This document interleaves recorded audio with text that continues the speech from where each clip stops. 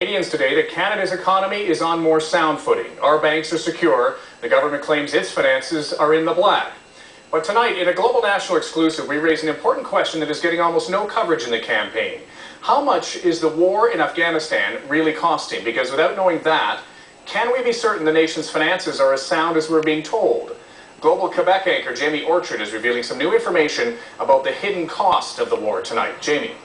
Kevin, it's the biggest hidden number in the entire Afghanistan debate. How much has Canada spent? What are we spending right now? And what will be spent before the mission runs out in 2011? This small team of number crunchers has the answer to that question. They work for Canada's first parliamentary budget officer, a new office created by the Tories to help tell Canadians what things cost. Their first job, tallying up the complete and true cost of the Afghan mission. And they're almost ready. But the question, should it be released during an election campaign? At a minimum, it would take an all-party agreement, and probably we'd be setting a precedent in a kind of a Canadian context for putting this report out. After 6 years in Afghanistan, Canadian voters still have no idea what the full financial cost is. MPs were asked to extend the mission to 2011 without an idea of a price tag.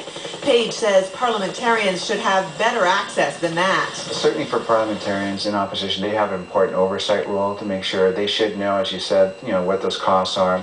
It's be important to get to get the kind of transparency we need going forward. Then MP Paul Dewar asked how much is Canada spending on equipping our troops. The only answer he got was this statement from Parliamentary Secretary James Moore. Our acquisition information system does not specifically identify military equipment for use in Afghanistan. If you do not have the facts about how much we're spending, we're actually having a debate in a vacuum. An internal Defense Department document obtained by CanWest News shows that as of last year, the estimated cost of the mission was $8.1 billion. A quarter of that spent in the final 6 months of 2007 as the Taliban insurgency grew. The government won't tell Canadians that or any other total number. It's a big, big mission, both the military and civilian by any measure. One thing that Canadians haven't seen yet and hasn't been discussed are those veterans-related costs.